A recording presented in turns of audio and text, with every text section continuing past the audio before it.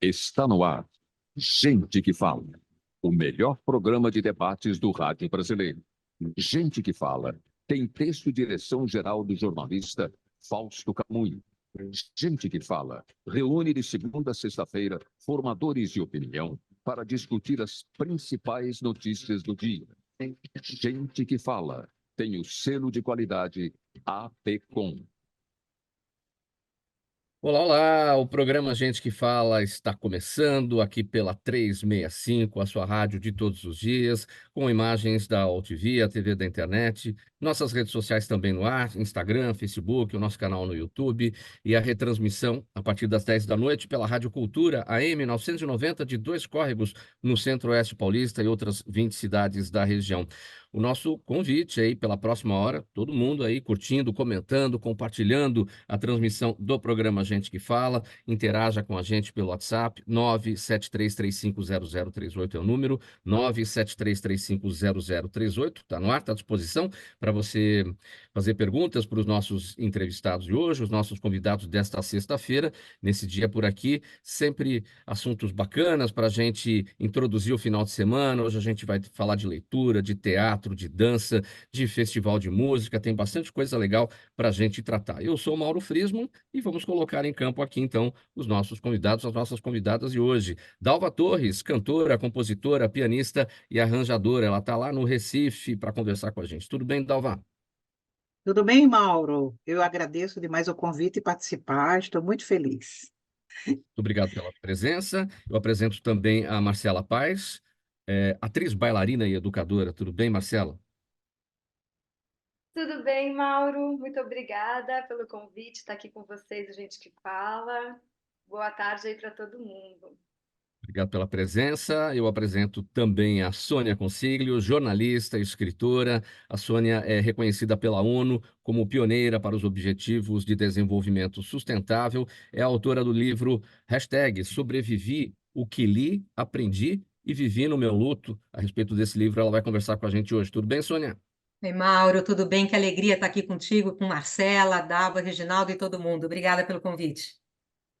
Obrigado, Sônia. Reginaldo Nascimento também com a gente, diretor teatral, ator, produtor, pesquisador. O Reginaldo é fundador do coletivo Teatro Caos Companhia Experimental. Tudo bem, Reginaldo? Bem-vindo aqui com a gente. Tudo bem, Mauro? Tudo bem as convidadas todas? Boa tarde, vamos conversar. Vamos lá, vamos conversar nosso primeiro assunto aqui desta sexta-feira do programa Gente que Fala. Olha, começa hoje o Lollapalooza 2024, é a 12ª edição do festival aqui no Brasil, que cresceu, né, gente? Está bem diferente do modelo original, quando focava nos nomes alternativos ao circuito pop. E é o seguinte, com uma line-up quase surpresa, após muitos cancelamentos e trocas, line-up é a sequência dos artistas, enfim, aqueles que vêm ao festival, né? O evento passou a ter como atração mais comentada pelo público o grupo brasileiro Titãs, os Titãs que farão a última apresentação e definitiva por aqui. As novidades do Lollapalooza este ano são o transporte gratuito e 24 horas aqui em São Paulo e uma grande preocupação com a segurança do público, né? A gente viu aí em algumas situações, eventos recentes que foram marcados por alguns acidentes, tragédias, né, ligadas à desidratação do público e também descargas elétricas. Dalva, eu começo com você para a gente falar a respeito deste tema e de propósito, você está no Recife, você não está em São Paulo, como é que os pernambucanos olham daí esse festival? São Paulo sempre recebendo grandes eventos e reunindo massas enormes de público para acompanhar a música aí de todo tipo, de todo estilo. Não, realmente o Lollapalooza aqui é uma doença quase, né? Porque todo mundo só fala nisso e vive procurando, se informando para poder participar desses eventos maravilhosos. E o clima aqui está nesse, assim, né? De expectativa para essa realização desses eventos. E aqui o clima também, mais ou menos, né? Quente, mas não tão quente quanto vocês tiveram aí, porque é mais estável, né? Mas participação aqui nesse programa, gente que fala, para mim é uma honra. Então você curte Lollapalooza, você costuma acompanhar, para assistir, seus artistas que você costuma acompanhar estão presentes nos festivais, em tantas edições que nós já tivemos? De vez em quando, né? Eu tenho uma pessoa que me ocupa muito, mas gosto muito da música. Então, todos esses eventos, assim, onde tem aquelas pessoas, principalmente esses grupos mais antigos, o nosso querido, que está se despedindo agora, não é? Os Como é? Titãs. Os Titãs. Ah, mas sou fã dos Titãs. Para mim, É. eles são maravilhosos. Viu? Para mim, não saiu, não tinham que sair de campo de jeito nenhum, porque eles continuam sendo o que são, né? Uma grande turma. E É eu aquela, acompanho muito. é, aquele tipo de situação que a gente diz o seguinte: a gente não se cansa de ouvir bandas como Titãs e tantas outras, Não, né? A gente não não, enjoa, exato. né? Não, Não é não, isso? não. Eles estão sempre fazendo coisa bonita, coisa nossa, né? Marcela, para te ouvir, o seu olhar a respeito do Lollapalooza 2024, 12ª edição do festival aqui no Brasil, você costuma ir, você costuma participar? Olha, Mauro, para ser bem sincero, eu não costumo participar desses grandes Hum. festivais, em geral porque eu acabo sempre perdendo a oportunidade de comprar os ingressos, esgota super rápido, né? Tem que ter Muito. uma articulação assim para conseguir participar. Também tem a questão, às vezes, dos ingressos, os valores não são sempre tão acessíveis, né? Então, isso acaba sendo Hum, meio restritivo. Mas especificamente nesse caso eu fiquei com uma invejinha, porque eu tenho um carinho especial pelos Titãs, uma uhum. curiosidade, mas eu estudei na É. mesma escola que eles, só que com vários anos de distância. E no primeiro ano que eu ingressei, quando eu entrei na quinta série, que acho que agora nem tem mais esse nome, né? Eles fizeram um show no colégio, era o Colégio Equipe, aqui em São Paulo. Eles fizeram um show e foi o primeiro show que eu fui. Então eu Privilégio. tenho um carinho especial pelos Titãs. E eu não consegui me organizar para ir em nenhum dos shows dessa temporada, né, de despedida deles, da turnê. Então eu confesso que eu fiquei com uma invejinha. Mas quem sabe, É, né? Eles ainda não fazem mais umas. E eu com você inveja. falou, o Marcela, você falou do Colégio Equipe, eu não sabia disso. É o Colégio Equipe lá de Higienópolis, lá da Rua São Vicente de Paulo, é isso? Na verdade, ele já mudou de lugares várias vezes, né? Eu Sim. acredito que quando eles do Titãs estudavam lá, era em outro espaço, né? Eu, quando estudei na equipe, ele funcionava naquela antiga escola do Jockey. Não sei Ah, se sim. vocês conhecem, é um prédio de Uhum. escola antigo, muito bonito, fica na frente do Jockey e que hoje em dia, infelizmente, está abandonado. Mas atualmente a equipe funciona ali no Higienópolis, sim, é esse mesmo. Sônia Consiglio, o seu olhar sobre Lollapalooza 2024, já foi alguma edição do festival? Costuma acompanhar de alguma maneira? Olha, não fui a nenhuma edição, Mauro, acho que o meu estilo é um pouco diferente, assim, mas eu acompanho, eu acho que é um evento de grande porte, e eu aplaudo aí, né, a questão do transporte gratuito, na linha da inclusão, da É, acessibilidade, só que eu fui olhar agora de manhã, até para o nosso programa, e a questão da segurança que você falou, teve um princípio de incêndio numa tenda de apoio ontem à noite. é verdade.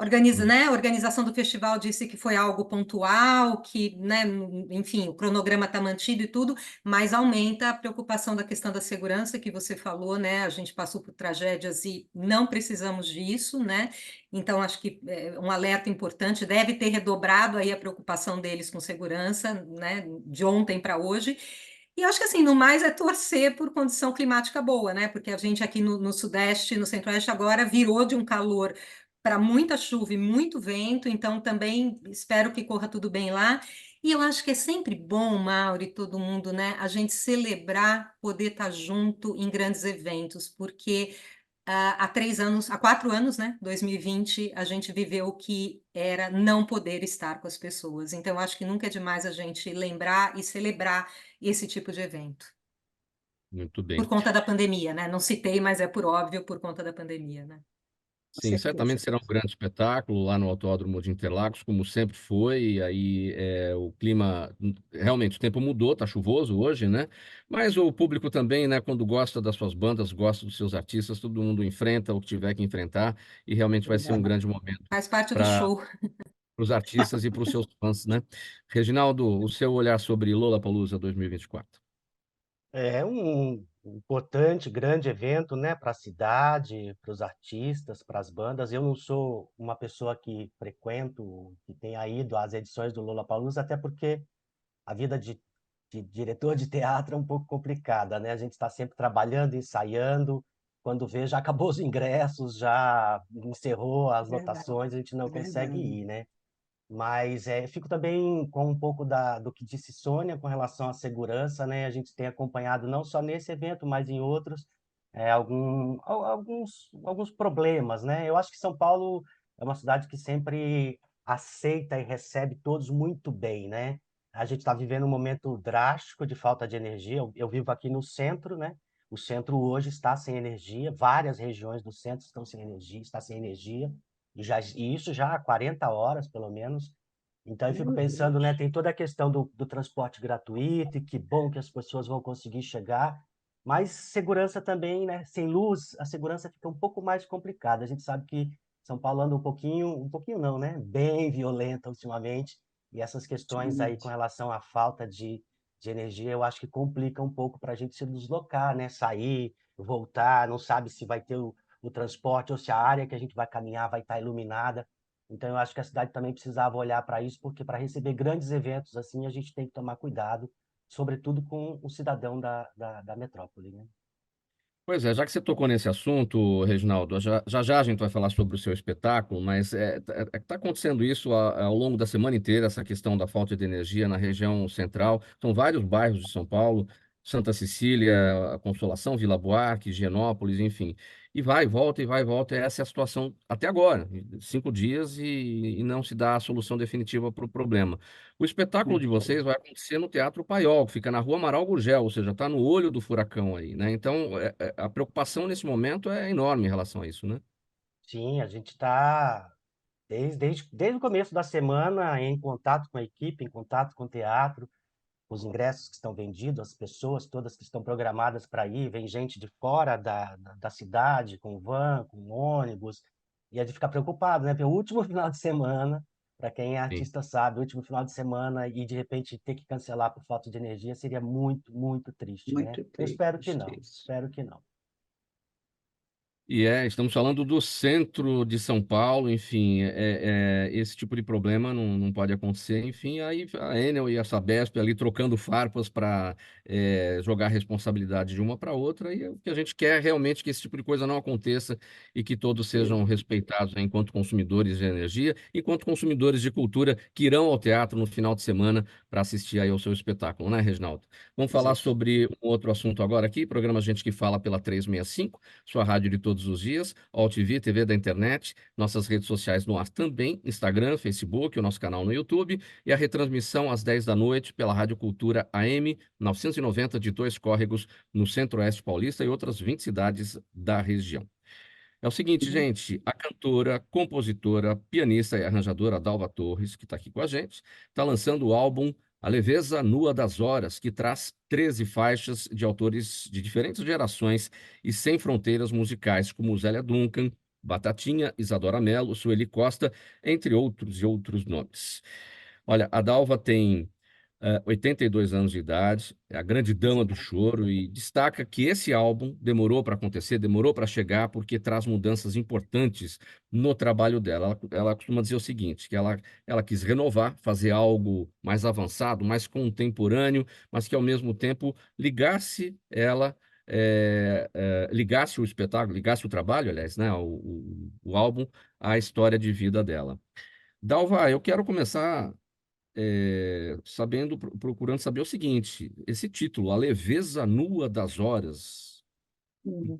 Olha, a Leveza Nua das Horas foi um presente que o Juliano Holanda me deu, que é um compositor da era mais jovem daqui de Recife. Ele entendeu perfeitamente o espírito da coisa e eu peguei esse título porque faz tudo, tem tudo a ver com o roteiro desse álbum.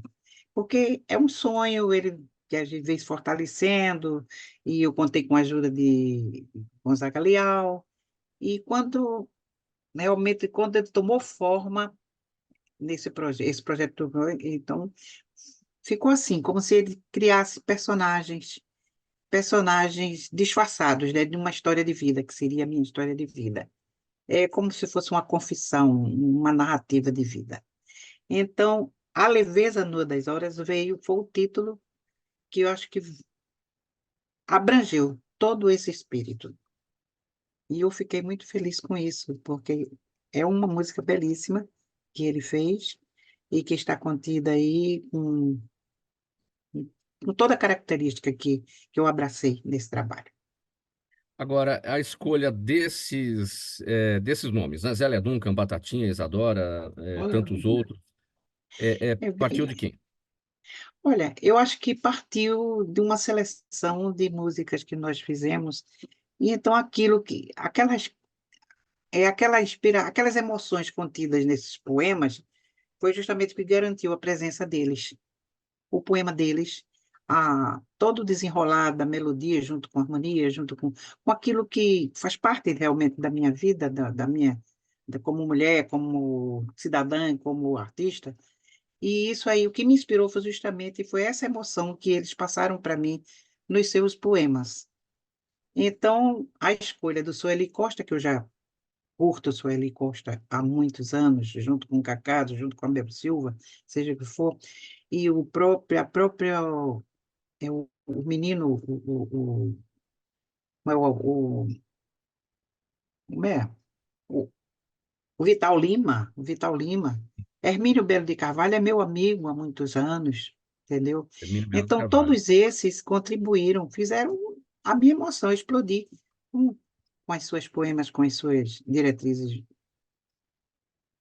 E líricas, chegou, com seus e livros. chegou da forma que você queria? Tem a ver o trabalho com a sua história de vida e de 82 anos de idade, Dal? Tem muito a ver. Tem muito a ver porque é uma mistura.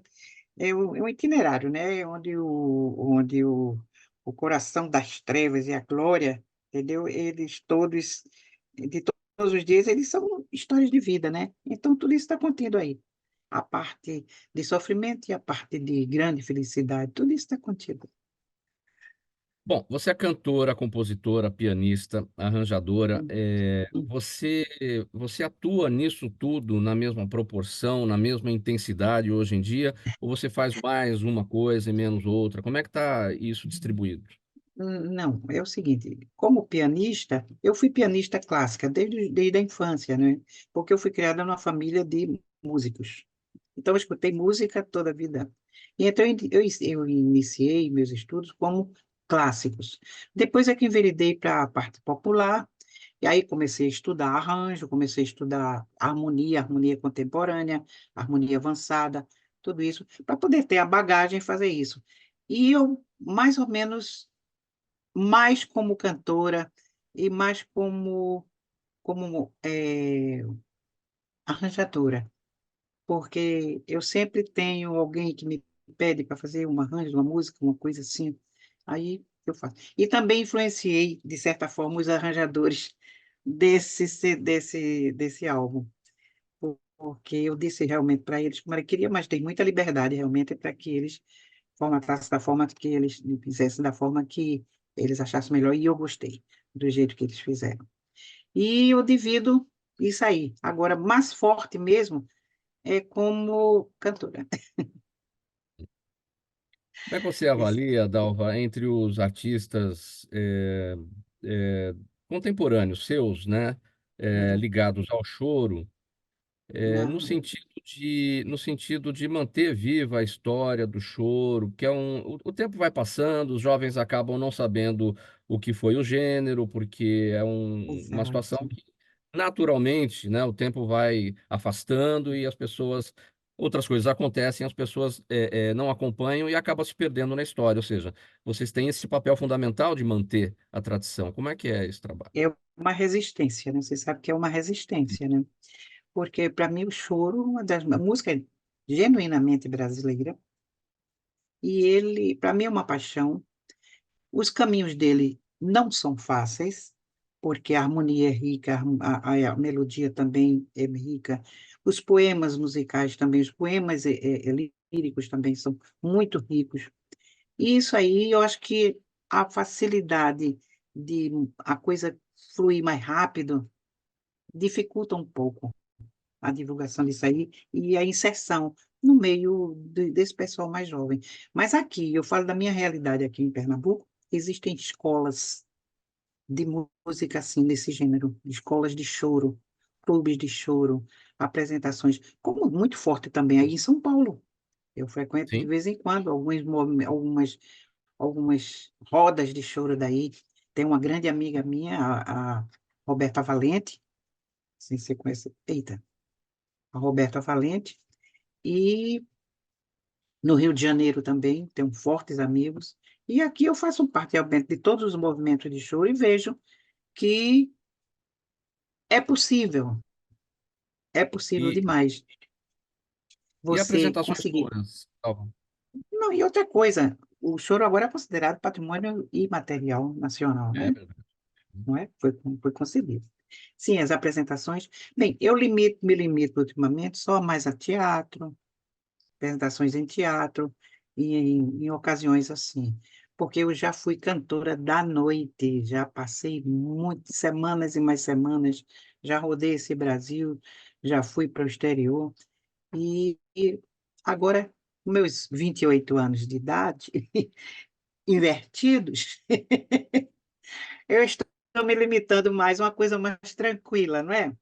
A gente tem que também seguir o que o físico permite, né? E se bem, graças a Deus, eu tenho uma saúde forte.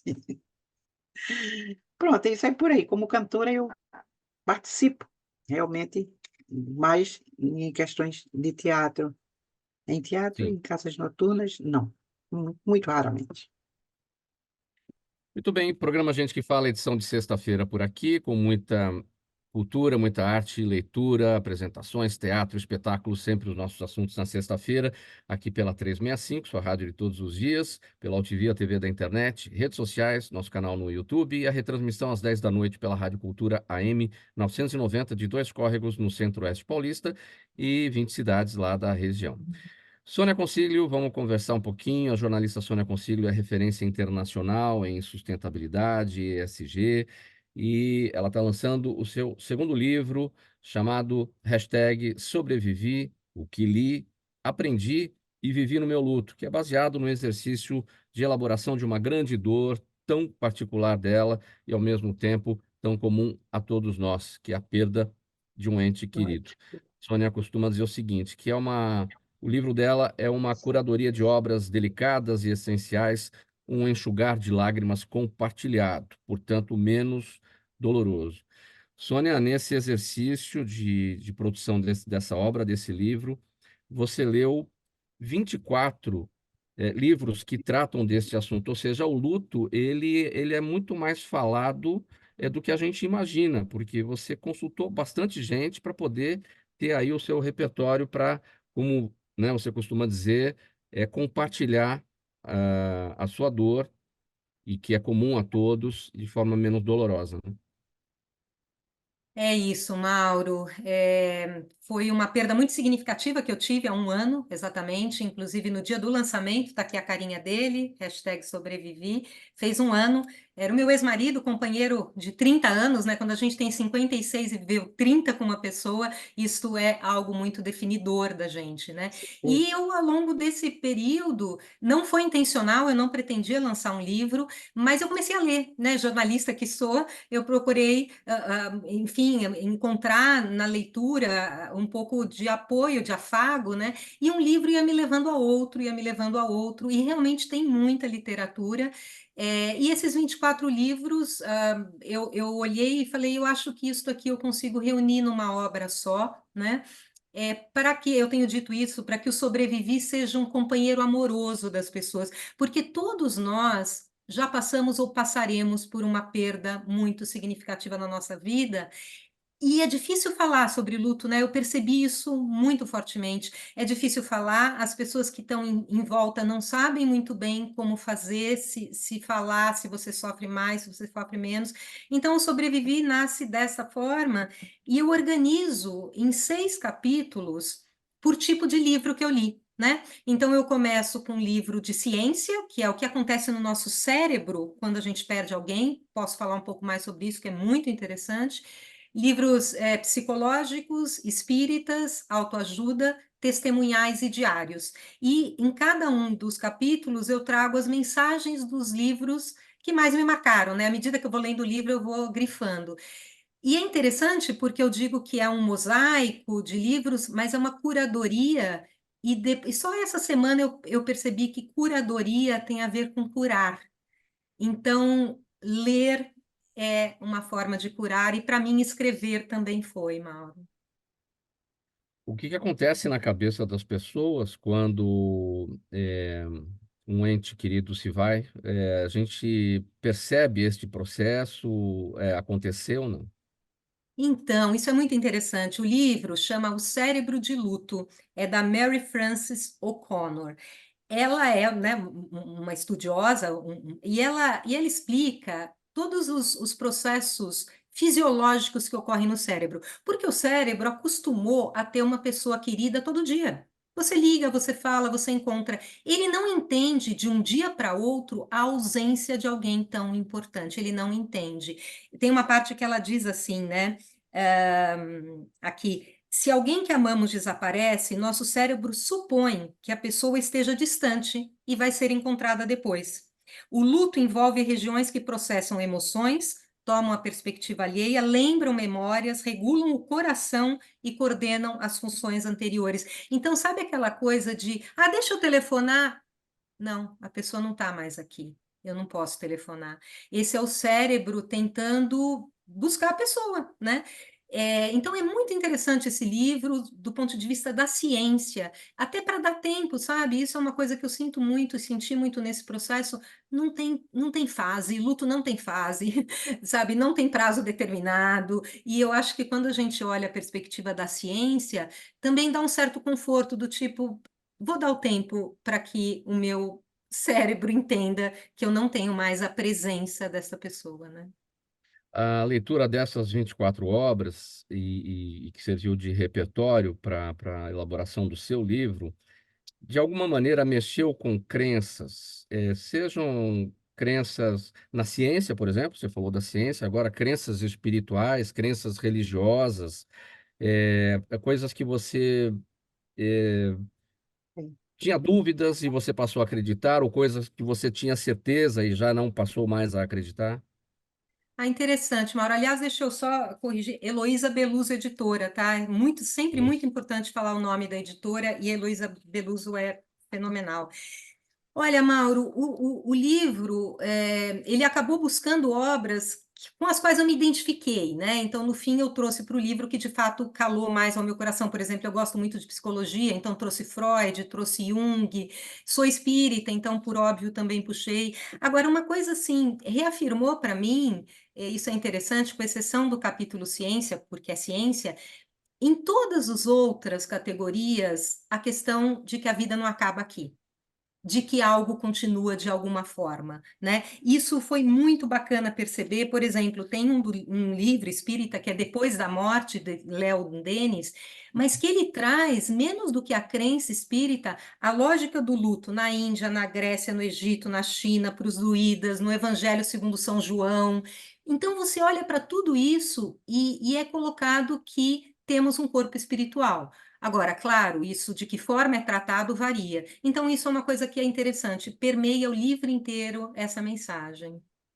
Você destacou agora na sua fala que o luto não tem momento para acabar, não tem hora para isso. E você também concluiu que o luto não se supera a partir, né, do, do que você acabou de relatar. O luto não se supera, ele se elabora. O que que é exatamente isso? É isso, Mauro. Eu acho que a gente começa a entender o espaço da ausência na sua presença, né? Então, não tem isso de superar o luto. Mas você faz tanto, faz um ano e você ainda está chorando. Vai chorar quanto tempo for, né? É uma elaboração que é individual, né? E que depende mesmo de cada um. Então, para mim, essa é a palavra que melhor define elaborar o luto.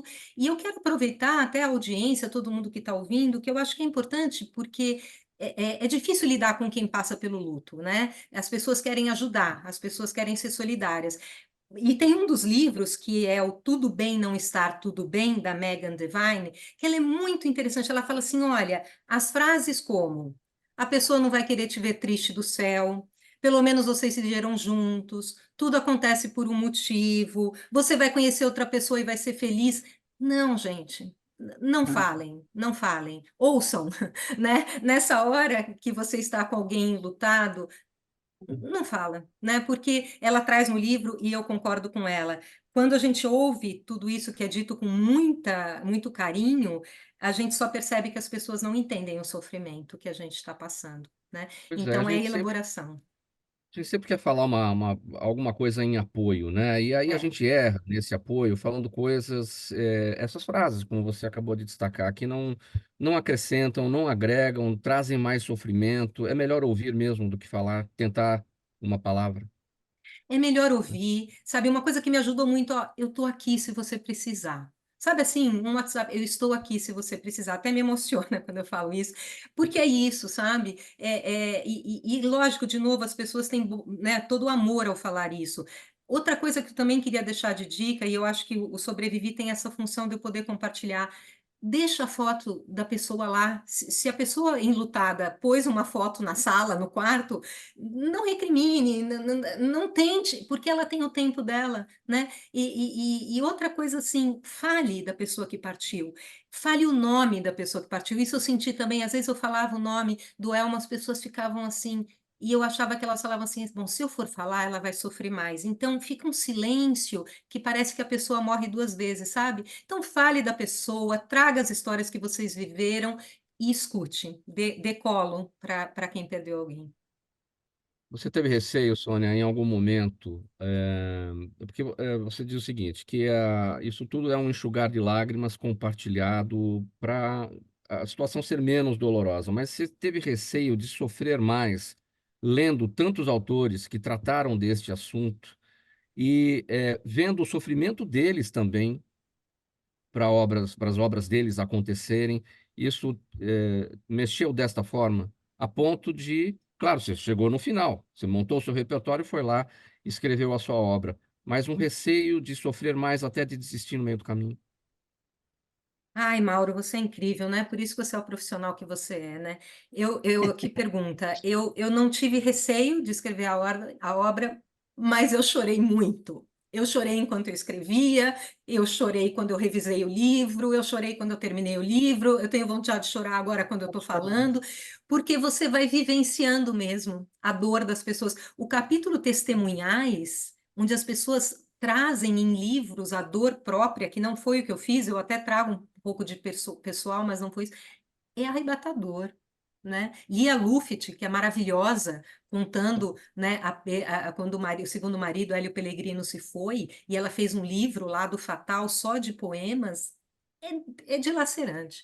Então, sim, Mauro, eu não tive receio, porque para mim, quando eu decidi fazer o livro, e ele tinha que ser lançado em um ano da partida, né, do Elmo, eu falei assim, eu tenho que fazer. Eu tenho que fazer, né? E então não tive receio, mas eu tive muita. Eu mergulhei fundo em todas essas sensações a cada momento de novo. Sônia, bom, tá nas melhores livrarias. Isso, e eu queria só dizer, a gente lançou em São Paulo agora em 15 de março, e a gente vai Em lançar no Rio abril. de Janeiro em 17 de abril, isso, e nas livrarias ou no site da Heloísa Belusa Editora. Sônia, desculpe a emoção, quero conter a sua emoção, enfim, Não, tá tudo certo. e desculpe se a gente chegou neste ponto, que eu quero até pedir licença para os demais, até para reverenciar a Sônia aqui. Nós somos amigos já há 37 anos, nós nos conhecemos nos anos Nossa. 80, exatamente em 1987, trabalhamos juntos na mesma empresa. A Sônia é jornalista, a Sônia é radialista, enfim, somos colegas. A Sônia ela é uma das precursoras da Alfa FM, rádio aqui em São Paulo.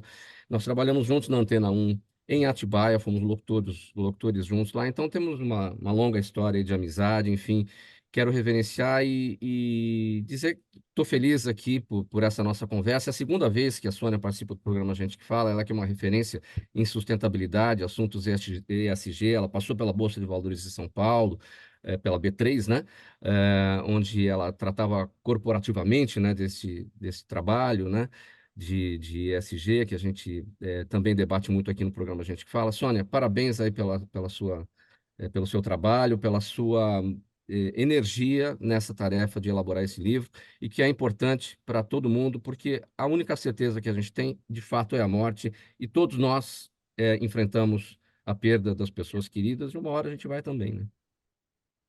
Mauro, só gratidão. Que bom que você trouxe isso. A gente viveu juntos ali na Antena 1 de Atibaia, é um profissional incrível que eu admiro demais. E obrigada por me permitir viver essa emoção com esses convidados lindos que estão aqui, com a tua audiência.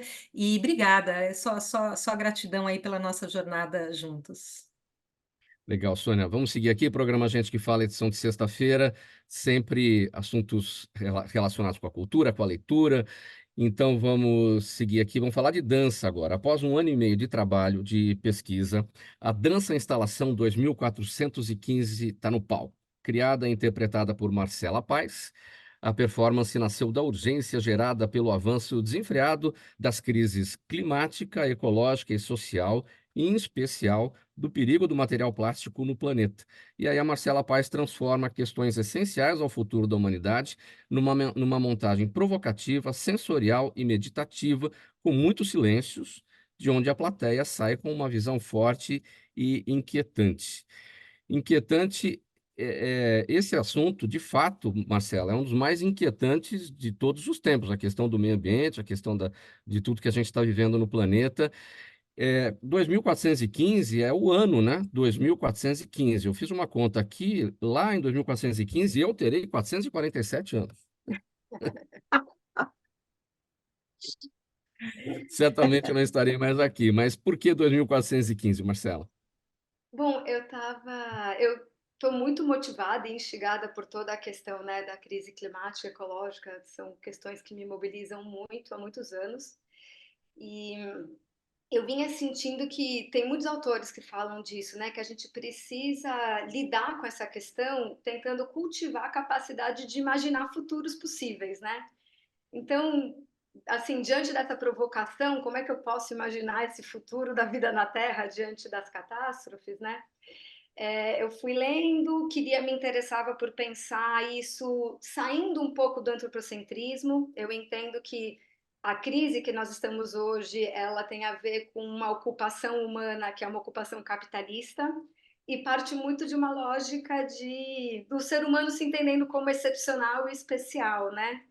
Então eu estava inquietada assim com essas coisas, querendo escapar um pouco disso, e cheguei em alguns autores bem interessantes. Eu já tinha lido Krenak, que eu recomendo muitíssimo, Ailton Krenak. Ele tem 3 livros muito provocativos, né? A Vida Não é Útil, O Futuro Ancestral, que é o mais recente. E cheguei numa autora estadunidense chamada Donna Haraway, que é uma filósofa, bióloga, e articula muitos conceitos que dialogam com Krenak e com outros autores. E ela tem uma produção de ficção científica imaginando o futuro, em que ela traz 4 personagens simbiontes, que são um personagem mesclado, humano e borboleta, na verdade, em 4 gerações. Então, começa em 2015 e ela vai propondo meio que 4 gerações de 100 anos. Então, eu roubei dela essa temporalidade para fazer o meu trabalho. Assim, evolutivamente falando, a criatura que eu crio em cena é uma criatura do plástico. Provavelmente precisaria de mais tempo para emergir uma criatura tão complexa, mas eu decidi deixar essa liberdade poética aí no nome, né? Em homenagem à Donna Haraway e o Histórias de Camille, que é essa ficção científica dela. Essa criatura do plástico é o ser humano de 2415? Não, é uma criatura, assim, a minha proposta, né, é que seja uma criatura nova, uma criatura invertebrada, tentacular, que vai viver, emergir nesses mares de plástico e viver nesses mares de plástico. Então, toda a minha pesquisa teve a ver com isso. Assim, eu pesquisei polvos, minhocas, seres invertebrados mesmo, tentando procurar uma corporalidade muito diferente da nossa. Então, eu danço com uma roupa que é cheia de tentáculos, o meu rosto é anulado, quando você está vendo a dança, você não sabe direito o que é perna, o que é braço, o que é cabeça. Então, tem uma tentativa, na verdade, de se distanciar do humano, assim, é um pouco isso que me interessava. o humano está em cena no plástico, né? Então, quando você observa a cena, tem toda uma cenografia de plástico, feita de sacolas plásticas, e aí você se reconhece naquele plástico, você vê o plástico do supermercado e você fala assim, olha eu aí, daqui a 400 anos, né? Olha a minha presença, a minha ação, mas não exatamente pelo corpo. E a inquietação que isso provoca na plateia, Marcela, porque a provocação é justamente essa, olha, se a gente não mudar de jeito, vai acontecer isso em 2415. Sim, é um trabalho bem provocativo, eu acho nesse sentido, o que a gente tem muito de relato, as pessoas saem, é muito imersivo o trabalho, quando diz que é cheio de silêncios é por isso, você chega numa paisagem, assim, você vê esse plástico se movendo, tem toda uma ambiência sonora, né, que você mergulha, assim, e dá uma sensação entre calma e angústia, né? Porque, por um lado, tem uma certa tranquilidade nessa paisagem do mar de plástico, mas se você começa a pensar sobre esse plástico e como é que nós chegamos aí, você pode acabar ficando bastante angustiado. E eu danço totalmente dentro do plástico, com uma roupa de plástico. Então, muitas pessoas relatam se sentirem um pouco sufocadas, assim, elas ficam com receio, essa coisa da falta de ar, né, que acaba sendo bem simbólica também, porque a pessoa se identifica com uma falta de ar que ela imagina que eu estou sentindo e que de fato eu sinto quando eu danço. Dá um pouquinho de falta ar embaixo do plástico, de fato, mas acaba rolando esse paralelismo também com esse mundo que está parando de respirar. E a Sônia até falou da pandemia, né? Eu acho que até acaba tendo um pouco essa relação também quando a gente estava pensando nesse mundo sem ar, as pessoas, né, sofrendo com a falta de ar, acaba tendo muito paralelismo com todo esse momento, né? E que movimentos são esses que a gente imagina o mar, o movimento do mar, né? Então, que movimentos são esses que o plástico faz no mar e que dão vida para a sua dança, para a sua coreografia? Na verdade, esse mar dançante, ele acontece com movimentos muito sutis que eu faço embaixo do plástico.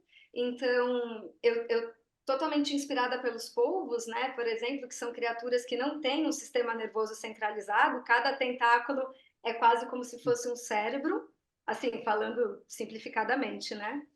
Então, eu vou fazendo uma movimentação que um braço move, a perna move, a cabeça pode mover, deitada assim no chão. E isso vai gerando, por conta também do figurino, gera reverberações que parece o mar mexendo. E a gente também tem uma estrutura de ar que faz esse plástico mover, né? E ao longo da performance a criatura vai aparecendo mais. Então você começa vendo esse mar mesmo, que você não sabe direito como ele se move, você vai tentando descobrir, e aos poucos você descobre que tem alguma coisa ali. E aí você vai tentando desvendar, né? São movimentos lentos, eu danço de olhos fechados, então, e é uma improvisação em tempo real. Eu tenho motes de improvisação, eu me movo pela sensação de calor, pela percepção da luminosidade, do ar, pela tentativa de respirar, não respirar, mas é uma improvisação, não tem uma coreografia. Eu queria ouvir a Sônia a respeito do olhar dela sobre essa inquietação, sobre essa provocação, até porque esses temas estão presentes no trabalho diário da Sônia Consiglio, a sustentabilidade, ESG. Aliás, a Sônia tem uma coluna a respeito, esqueci até de falar, Sônia, ela tem uma coluna a respeito na Nova Brasil FM todos os dias, né? Todos os dias não, é um dia por semana, né? Às 7 da manhã, Quarta-feira. quarta-feira, pouco antes das 7 da manhã, no Nova Manhã, com a apresentação do Roberto Nonato e da Michele Trombelli. Obrigada Legal. pela gentileza, Mauro, de dizer. Tô maravilhada aqui, Marcela, super querendo assistir, porque eu acho que é isso, né? Quer dizer, não precisa nem falar da urgência do tema, de tudo que a gente está vivendo. 1,5 graus já foi, a gente está correndo atrás, né? Aquecimento global, enfim, a questão do plástico, né? Que é super crítico. E eu acho que é tão bonito isso, né? Você buscar por meio dessa expressão artística trazer esse tema e que causa, como o Mauro muito bem perguntou, a questão do incômodo, porque tem que incomodar, né? a gente também tem que passar pelo incômodo para poder gerar ação. Então, puxa, só parabenizar, já estava aqui no Paralelo, no Instagram, vendo aqui, é linda também toda a proposta, né, de comunicação da peça, parabéns. Ai, muito obrigada. Até aproveitar essa deixa para agradecer a minha equipe, porque esse trabalho foi feito de forma totalmente independente e eu desenvolvi ele dentro do meu projeto de mestrado, mas eu não tive nenhum tipo de financiamento para fazer, então foi bem na raça. E uma equipe de artistas incríveis que me apoiou, assim, então Bruno Torrano na música, Nara Zoscher na iluminação, Julie Wanaga na produção, as parceiras do Ateliê Vivo que criaram o figurino, que depois, se vocês quiserem ver imagens, eu posso disponibilizar a minha rede social, dá para ver, e é um figurino super interessante. E as parceiras da Inflow, que também deram uma assessoria para a cenografia. Então, sem essa rede de artistas, né? Acho que o Reginaldo vai falar sobre isso também. A gente não consegue fazer nada sozinho, né? Então, é importante sempre nomear. Fico muito feliz Bom, Marcela, pelo seu retorno, Sônia. dança instalação 2415 no palco do Sesc Pompeia, dias 2, 3 e 4 de abril, 8h30 da noite, Rua Clélia, 93. O que você acrescenta aí na Isso ficha técnica? mesmo. Gostaria de convidar todo mundo, né, os convidados aqui presentes que estão em São Paulo, mas também os ouvintes, todos muito bem-vindos. Vai ser uma delícia compartilhar o trabalho com vocês, gente. Bacana, vamos seguir aqui com mais um tema no programa Gente que Fala, edição de sexta-feira, pela Rádio 365, sua rádio de todos os dias, OTV, TV da internet, nossas redes sociais, o YouTube e a retransmissão noturna, a partir das 10 horas, pela Rádio Cultura AM 990, de Dois Córregos, no Centro-Oeste Paulista. Vamos falar com o Reginaldo, está em cartaz no Teatro Paiol, Memórias do Mar Aberto, Medeia conta sua história, que é dirigida pelo Reginaldo Nascimento, foi montada sobre a visão da dramaturga Consuelo de Castro, que busca desconstruir sua imagem mitológica.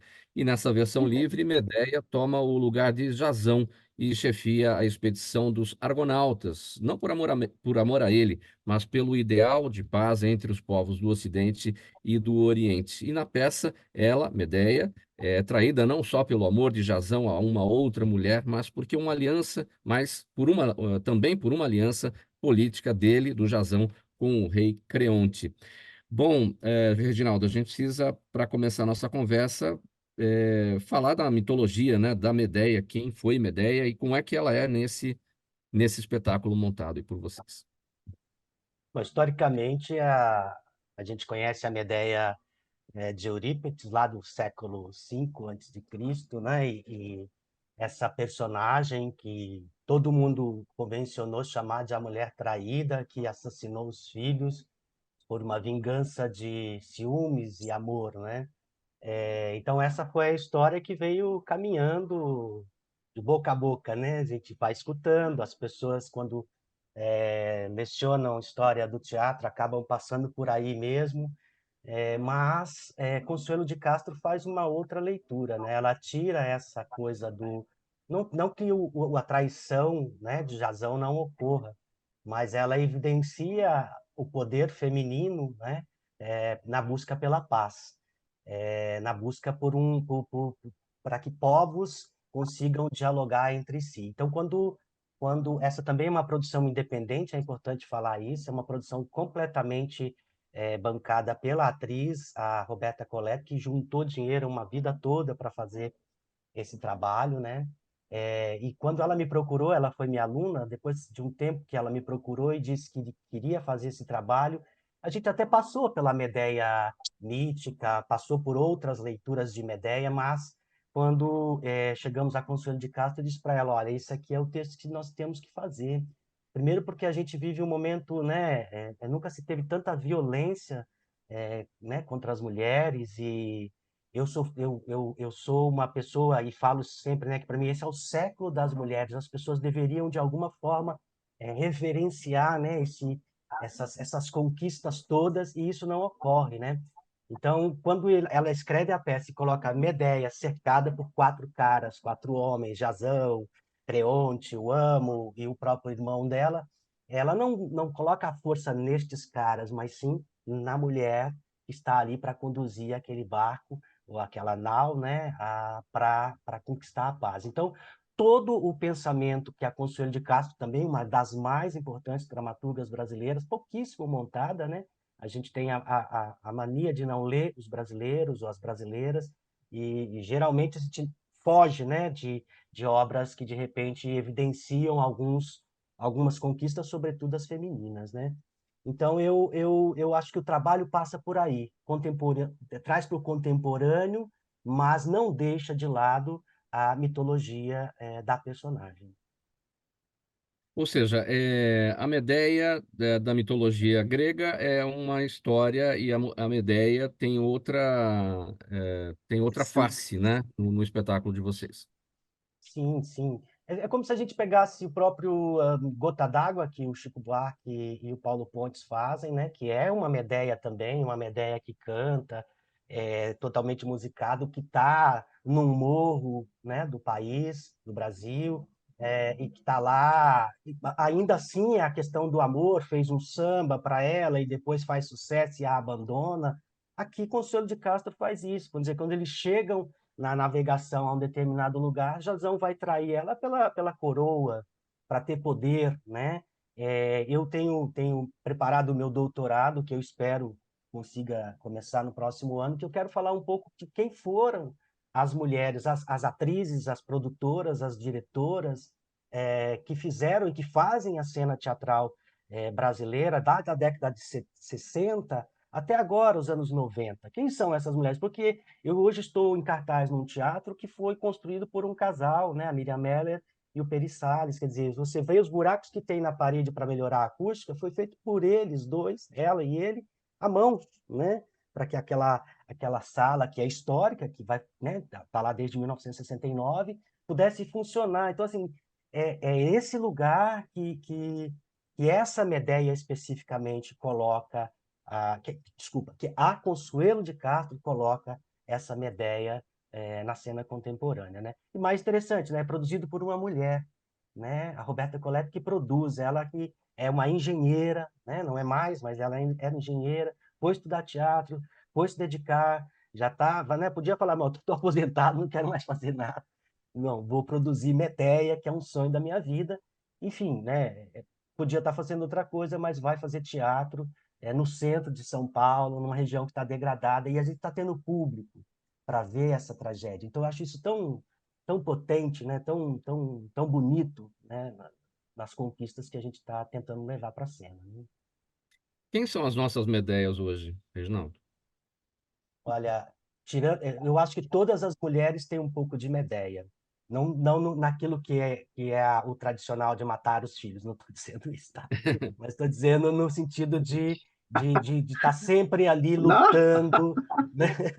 Tá sempre lutando, tá sempre tentando colocar a paz ou a relação. Eu fui criado, né, pela minha mãe, eu não tive um pai junto, meu pai são separados desde que eu tinha 6 anos, então eu aprendi a ser homem na visão de uma mulher, né? E eu sempre penso assim que todas essas mulheres guerreiras do dia a dia que acordam ali 5 horas da manhã, 4 horas da manhã para sustentar os seus filhos, elas são Medeias, né? Elas estão lutando todo dia pela paz das tuas casas, né? Pela paz nas casas onde elas trabalham e sofrendo todo tipo de agressão, né? Sofrendo agressão no metrô, sofrendo agressão nas suas próprias casas, sendo proibidas de usarem a roupa que querem, de agirem da maneira que querem, porque a gente vive, sim, numa sociedade patriarcal, com perdão da palavra, tosca, né?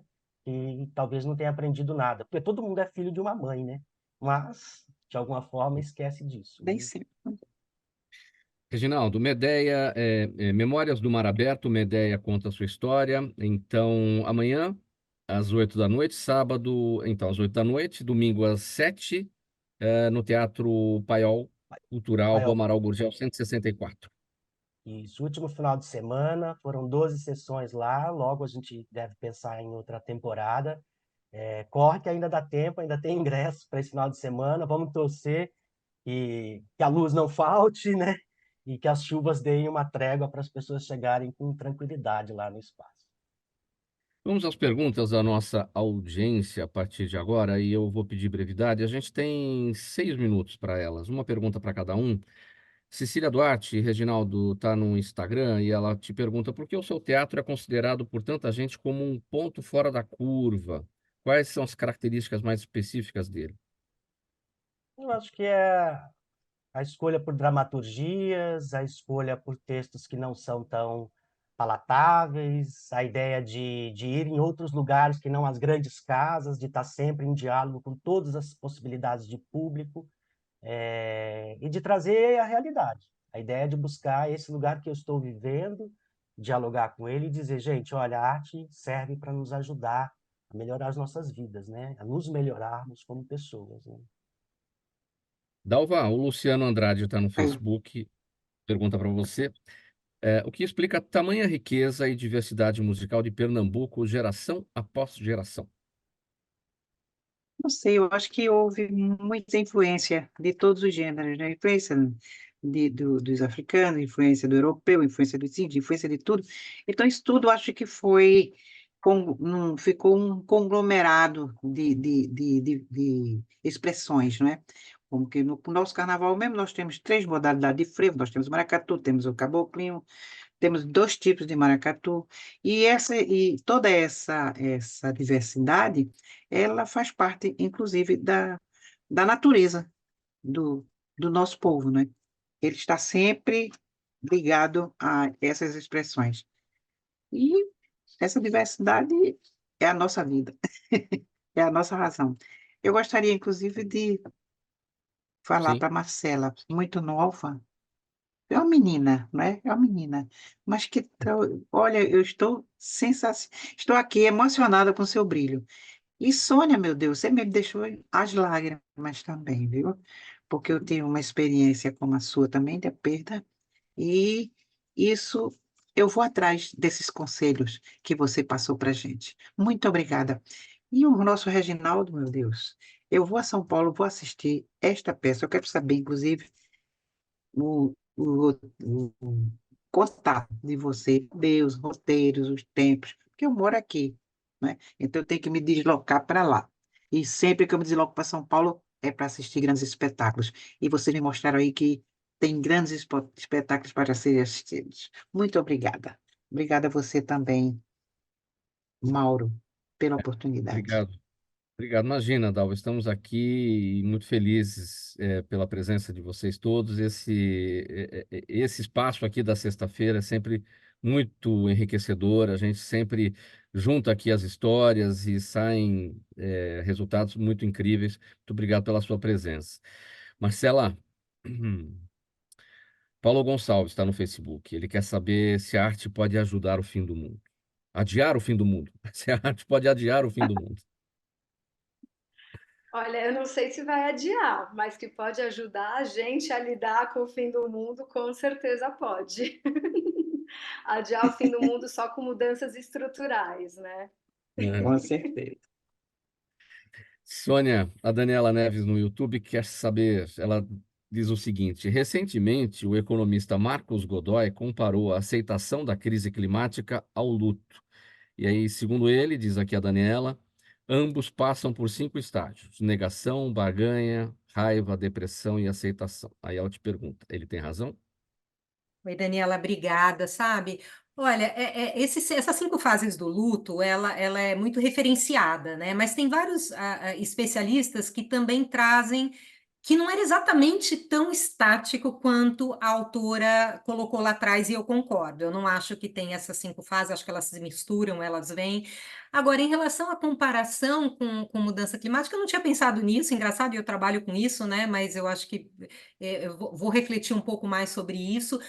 Mas eu sou da turma que a gente tem que continuar lutando, né? Que nem a Marcela aqui, eu acho que a gente tem que ver o copo meio cheio, então acho que a gente é capaz de reverter, sim, não sem danos, tudo que a gente está passando aí nas questões de, né, aquecimento global e etc. Então eu ainda não vou juntar esses dois mundos, não, Daniela, mas vou refletir sobre isso que você me trouxe.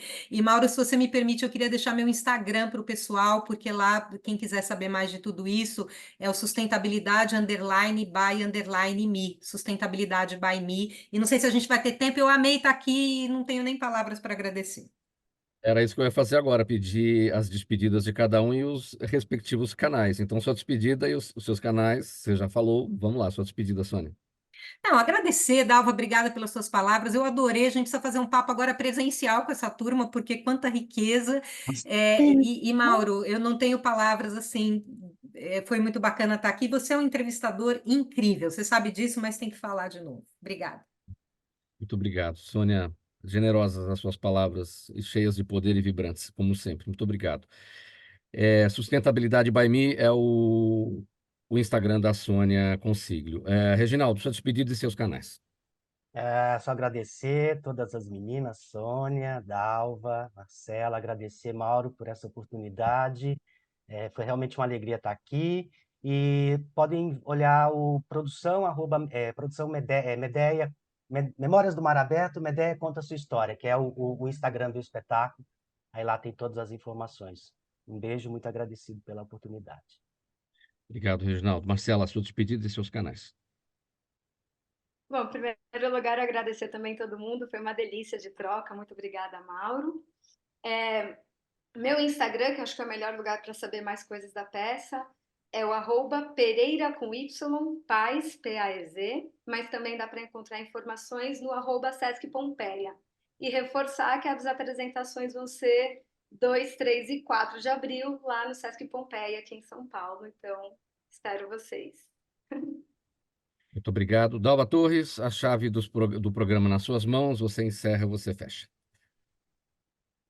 Muito obrigada. Eu tenho só que agradecer por você, principalmente por esse programa maravilhoso, pela presença desses 3 maravilhosos artistas e que eu te aprendi muito.